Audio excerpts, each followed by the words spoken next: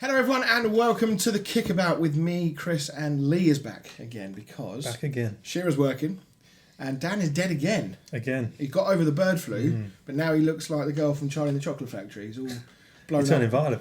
It's blown up like a pink grape. So yeah, he's not here today. Whether he's been drained of all fluid that's in his face, I don't know yet.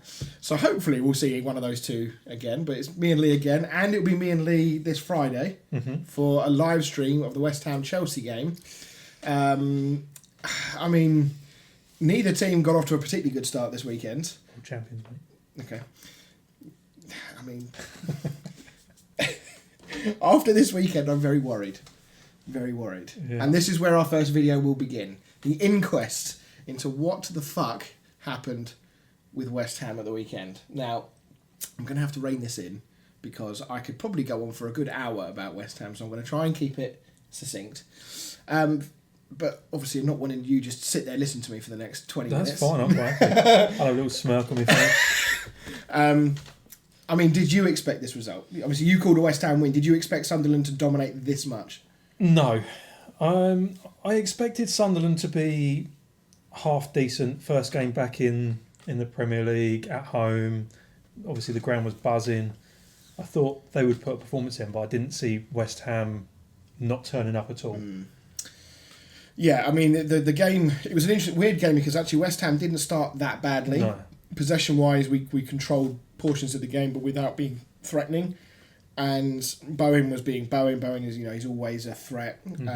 But it just sort of felt like Sunderland sort of sat there and said, right, come on then, let's see what you got. And then once they realised that we were pretty toothless up front, the second half they came out just absolutely blitzed us. And as soon as that first goal went in, it was really worrying to me just how quickly things fell apart from then. To see, all three goals were savable. I kid you not, I was very surprised Hermansen went in goal. I thought that Potter would do what Eddie Howe did in Newcastle, stick with last season's goalkeeper and maybe integrate him slowly. He throws Hermansen in after only been with the club a week. The third goal was disgraceful. The third goal was disgraceful. I honestly think he could have done better with the first two. Definitely the first one. The second one, I think, was a very good header. It was a good header, but it just seemed to sort of take ages to get to the goal. And I wouldn't mind betting that Areola saves at least two of those for all of his issues he's had in pre-season with playing out from the back. And I think Hermansen is better with the ball at his feet, although some of his kicking was also not great at times. But Areola, I think, saves two of those three. So that was a real concern. But the biggest thing is that fucking starting line-up again. It's that centre midfield again. I don't know how James Ward-Prowse just isn't like that sort of player who you can have in that sort of holding role. Not unless he's got somebody around him that can do a ton of running. Yeah, he needs legs around him, which he hasn't got. And I don't know. I don't know why he's starting. Who have you got who can come in instead of him? I mean, I think most of the West Ham fans expected Freddie Potts to start, the youngster that was on loan at Pompey last year. He's basically played him all through pre-season and then drops him for the first Premier League game, and he brings in Guido Rodriguez. We all knew Ward-Prowse was going to play because he's now the vice-captain, so he's clearly being seen as Potter as an important player, which is worrying as well. Yeah. But Guido Rodriguez is apparently being sold this week, and we knew this last week. Apparently he's had bids in from Saudi, and it's expected that he's going to go for something around about the 7 or 8 million mark, so, pennies really. So why the fuck are we starting him? Yeah. It doesn't make sense at all. And it's, last season Potter had a little bit of a free ride because we all knew that the club was kind of in a bad way. The team was quite old, etc., etc. So yes, it wasn't good. We all know it was very bad towards the end of last season, but he had a full pre-season. Yeah. He's had all this time. He's had all these quite big, high-profile games against United, Everton and Bournemouth in that summer series, and we get to game week 1 of the Premier League, and nothing has changed. Nothing has been fixed. And it's the same problems that we're seeing on the pitch that we saw last season. And that is worrying. Really worrying. The worrying thing for me was the pure lack of fight. There was nothing. It was hard to tell how good Sunderland were because West Ham were truly that bad. Yeah, I think a lot of pundits have said that, and obviously, fair play to Sunderland. I thought Ballard at the back was outstanding. I thought Granit Xhaka looked very good. But let's get it right. Sunderland had 11 new players in their squad. Only half of them have ever played in the Premier League. So these guys were a new outfit. We've seen it so many times where players, lots of players come into a club and it takes a while to click. We made it very easy for them. So I do think whilst it was amazing for Sunderland, the stadium was absolutely buzzing, the noise was incredible, I do think that we shouldn't get too carried away just yet with Sunderland. It's a great win, it's a great way to start the season. Hopefully they can go on and build from this. But wait until they have a team that actually wants to play against them, and then we'll have a judgment. I don't know who they've got next. No. But let's wait and see how they do it in the coming weeks to see. But if West Ham are going to be in a relegation fight, which that performance says we are, you've already dropped 3 points against the relegation. Exactly that. I mean, it's it's not obviously not a relegation 6-pointer yet, but when you get 2/3 or 3/4 of the way through the season, when you look back on these sorts of results, you think, fuck, we should have picked up points against these guys. So it is a massive worry. One question I wanted to ask you actually, and it was something that I was just. We always talk about managerial philosophies and tactics and how certain managers are kind of the past. You think of like your Jose Mourinho's, your kind of Sam Allardyce's, David Moyes more recently. They're kind of often branded as dinosaurs because they refuse to change their tactics and they refuse to get with the times and in the way that football changes. Is Graham Potter getting close to being in that bracket as well? Do you know what? I think most managers come under that bracket. They have a way of playing, and not many of them, even Pep to a certain degree, they have a certain way of playing and they don't play another way. And unfortunately, if you're a Graham Potter whose system isn't working, you're going to come under fire. I just wonder with that sort of wing back system with no outlet on the wings unless you do push your wing backs forward. It just feels like it doesn't really fit the way in which football is being played in the Premier League at the moment. Every team plays with wingers. Every team plays with... Definitely doesn't fit West Ham. No, that's very obvious. So, do you think that Potter... obviously the fans are looking for an excuse to get riled up anyway. Karen Brady goes on TalkSport yesterday, gives a very PR-friendly, to put it nicely, interview. And... it comes out today that we may have bid for Andre Santos. Andre Santos, apparently. I don't know how true it is. I saw it in... I can't remember what... Was it credible or was it the Sun? It wasn't the Sun. I 100% know it wasn't the Sun. I can't remember who it was now, so I was sort of a bit on the fence with it. Okay. I haven't heard anything out of the Chelsea side of it. Right, okay. I would be very surprised if we did sell him. Just because Lavia's injured again. Yeah. Bloke is forever injured. You've already got rid of Dewsbury Hall. Dewsbury Hall's gone, so we've only got...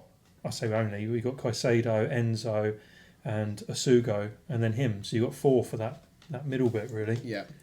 Yeah, I do think that West Ham are in a shit or bust situation. I think this weekend was a massive wake-up call to the owners, and the owners are a massive problem. I'm not going to get into my feelings towards that moron at the top of the boardroom, because that would be a much longer video, but he is a massive problem, and he is the archetype of all this.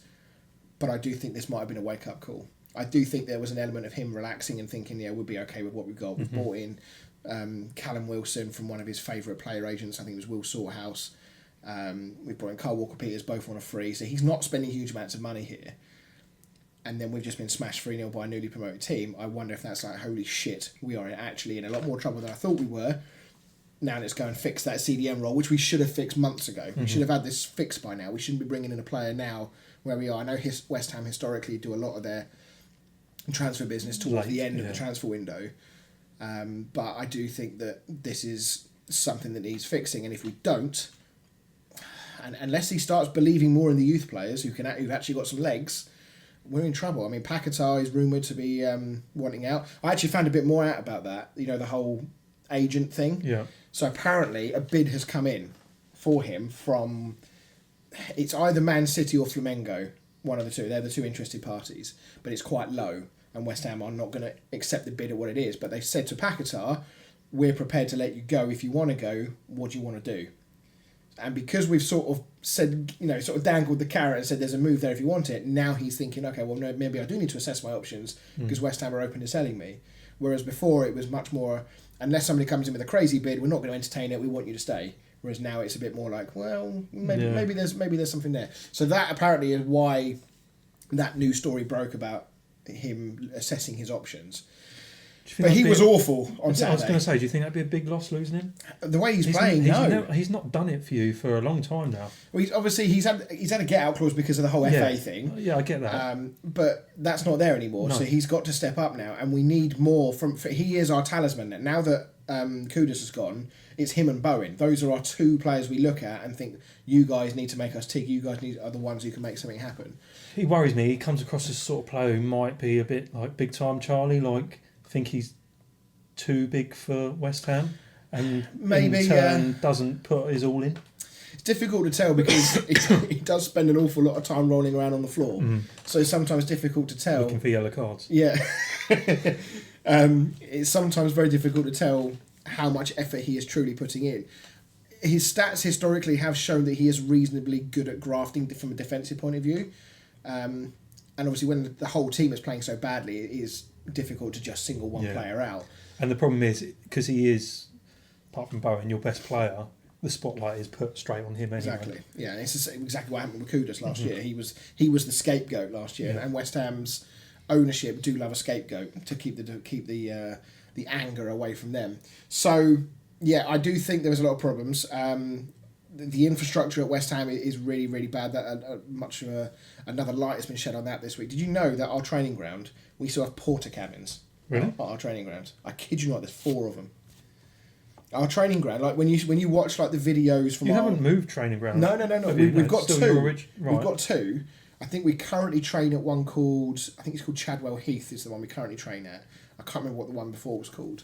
So I don't know whether like if the youth use one and maybe the main team use the other. But the facilities are medieval in today's world. For an established Premier League club as well, which you are an established 100%. Premier League. Yeah. You know, we are a historic club. We've been in the Premier League a long time. I know we've had a couple of periods of it out for a year or two. But to have porter cabins is outrageous. I mean, Bournemouth have now got state-of-the-art facilities. Yeah. Man United, supposedly with no money, sacking dinner ladies, have got a brand new, £50 million training complex. The football world is moving forward, and West Ham are standing still from an infrastructure point of view. And that is also a big pull for players as well, not necessarily the club and the ground, but the actual training facilities as well. Yeah. You've got decent training facilities and medical facilities and that.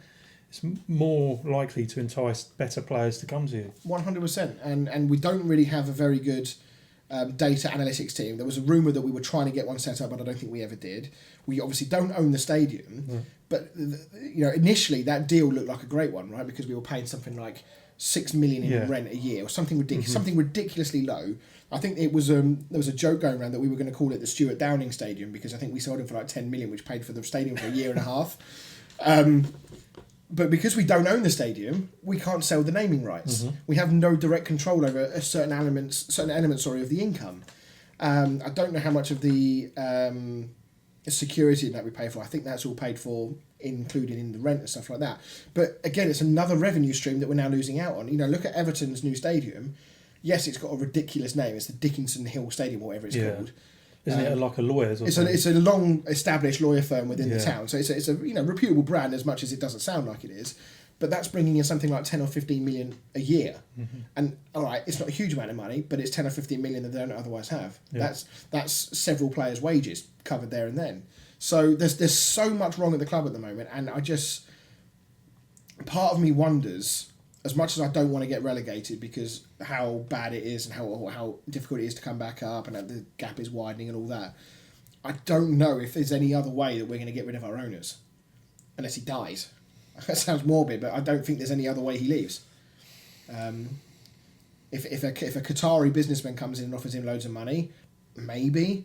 But at the moment, any businessman looking at our club is thinking they're a bit of a sinking ship at the moment. Yeah. It's going to cost me loads of money. They don't own their stadium, so there's no asset there for them to borrow against. The training ground needs a massive investment.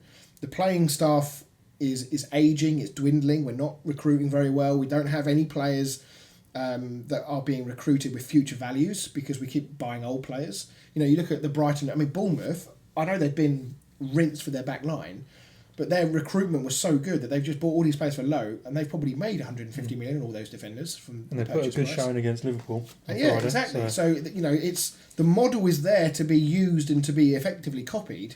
Literally, you just have to look at Brighton. Brighton's the one. You look at them every year. They sell their best players every year, and they bring in players you've never heard of for about £1 million, and then they train them up, and then 2 years' time they're worth 100 million quid. And that revolving door just keeps going at Brighton. And it's run so well. It's so well run, but everything is run from top to bottom there. Yeah. And Bournemouth now are beginning to look like the next Brighton in my view. Like obviously their stadium needs work. I'm sure they're working on that, and I think there are plans afoot to increase that stadium there. But their owner's come in. I think he's only been the owner for like a year and a half, 2 years, I think. And he's come in. He's already got them a new training ground. He's changed the style of play. He's got this new manager in. He's playing a great brand of football. The players are responding to it. Everything's pointing in the right direction, and for me it looks like at the moment West Ham are going in the complete opposite direction, and it worries the living piss out of me, because as much as it is funny that that everyone rips on me in the chat and everything else, underneath all of that is some really serious problems. And Friday night is a ridiculously pivotal game in this season already for West Ham. I can see you being a lot better. It's a London derby. You're at home. The at-home bit is not necessarily a good thing if we don't play well. No, but you can't play as bad as you did the other day. There's no way you can play that bad. And I know it was the first game last season you were terrible against us, but 9 times out of 10 you put a good performance in against us. We have historically been okay against you, especially at home. Well, I mean, obviously tune in on Friday night. We're going to do a watch along for that. It could be carnage. I am worried, really. I know you weren't great on the weekend against Palace, not to maybe what you thought. No. Palace are a good team, as you say. So you could almost argue that there's a bit of a response needed from Chelsea after that game as well. Keeping a clean sheet and drawing against Community Shield winners, mate. I'll take that. I mean, first game of the season last season we lost. Pretty sure we lost one game against Palace, so we're already up on last season. So that's the glass half full mentality right there. Maybe with a bit of VAR assistance as well at the weekend with that. Yeah, I mean, as much as I was at the golf course and I was sitting having a beer, and that goal went in. I went, what a goal! Pick that out, and I was like, right, I've got to go now anyway. So I didn't actually know that it got ruled out until I got to the car and I was driving home, and I put TalkSport and I was like, they just said 0-0. I'm sure, like when I left, they scored a perfectly good goal.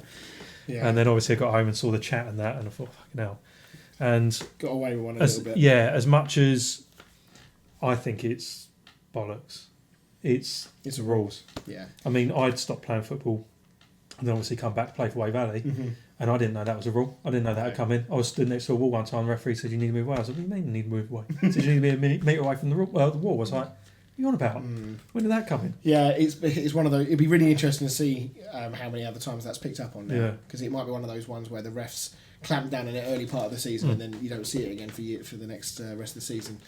So yes, this Friday is a massive game for West Ham. A response is needed. A loss isn't the end of the world. A loss isn't the end of the world for West Ham. The performance is what matters. Yeah, I think it's the manner. If you do lose, it'd be the manner of the defeat 100%. And how many.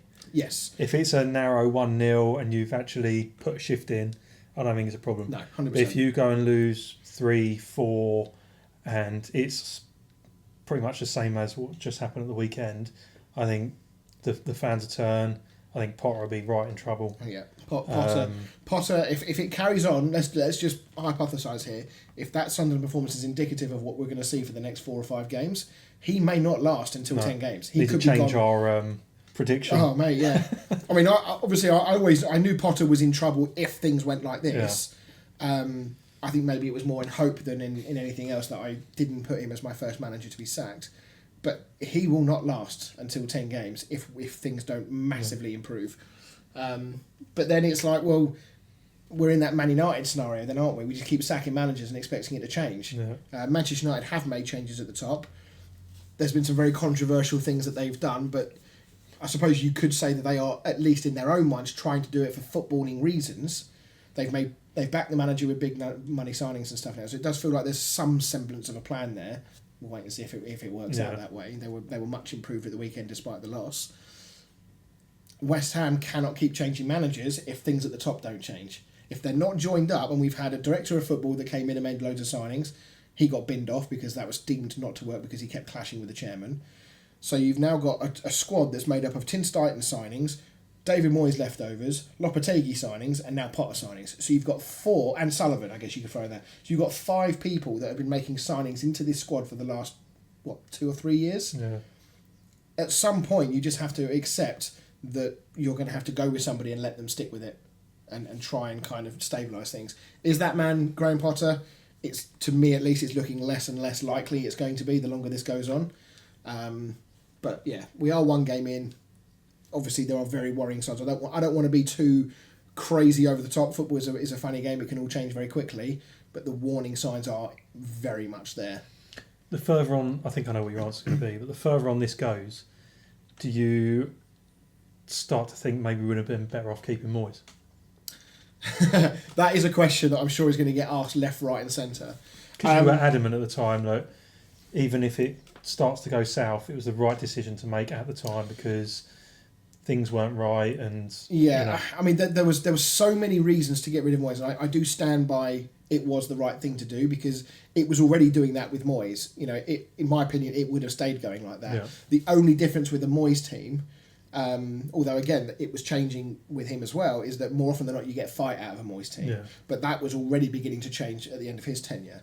So I do think it was the right decision to get rid of him. But what the problem is that we decided that thanks to fan pressure or whatever you just put it down to, West Ham said we're going to make a change. We want to bring in a better, more forward-thinking manager. And they were very public with that. That's what they said. We said we want to move forward as a club with a more progressive, forward-thinking manager.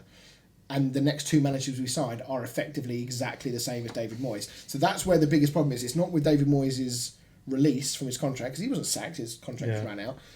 You just haven't gone far enough away from him. Exactly that. We've gone and just basically got the same manager. If their plan was always going to be to go and get another David Moyes manager, then yeah, they should have kept him. Because that would have been, least you would have kept some... Yeah. What you probably needed to do is like go down like a Michael Carrick route or something completely 100%. Completely left field to what they were and give them a chance. And you look at some of these managers that have been picked up, Fabian Hertzler at Brighton, 32 years old. Yeah. Iriola. Most of these guys are completely unknown to the Premier League, but because those clubs are run well and they do their research, they do their data analytics, they know what sort of manager they're going to get. David Sullivan has always been, I want a name. That's why we signed Pellegrini. That's why we signed Sam Allardyce. That's why we signed Lopetegui. These guys come in with, a bit of a CV behind them. Yeah. And do you know the really sad thing is that I read a very credible story a little while ago that West Ham turned down not only Ruben Amorim, because when he came and then he had the interview and then he went back with his tail between his legs and did the whole PR story, that was because apparently we turned him down, not the other way around. Right. And apparently we also turned Hansi Flick down. And we turned down the opportunity to go and negotiate with him. Apparently he was on the fence. It wasn't a dead cert he was going to come because obviously, I'm sure if Barcelona come knocking, he's obviously going to go there. Yeah. But we didn't even talk to him. Apparently we said, no, we're not interested. And we decided to get Lopetegui instead. Hansi Flick, meanwhile, is turning up trees at Barcelona and Lopetegui is unemployed. Mm. So, yeah, it's a very bad situation. Honestly, if this continues, I will probably do a video on my own rather than boring my co-host. Can I just sit over in the corner? Yeah, we'll put this. Yeah. I won't need to do any mean laughs. We'll just get it from the background. So, yeah, really important game on Friday. Join us on Friday night. We'll be live on YouTube from probably around 8:30. Was it 7:45, 8 o'clock? 8 o'clock, isn't it? If it's at 8, we'll go live at 7:45. If it's 7:45, we'll go live at 7:30.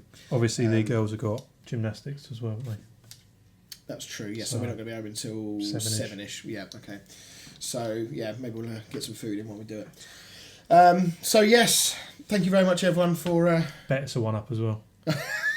The important game tonight. So yeah, thanks everyone for listening to me drone on about West Ham. Let me know your comments down below. There's so much to talk about. There's so many things to dissect here. Maybe another West Ham video on my own at some point to go through more. We'll see. But until then, thank you very much. Make sure you like, comment, subscribe, and we'll see you all next time. See you Friday.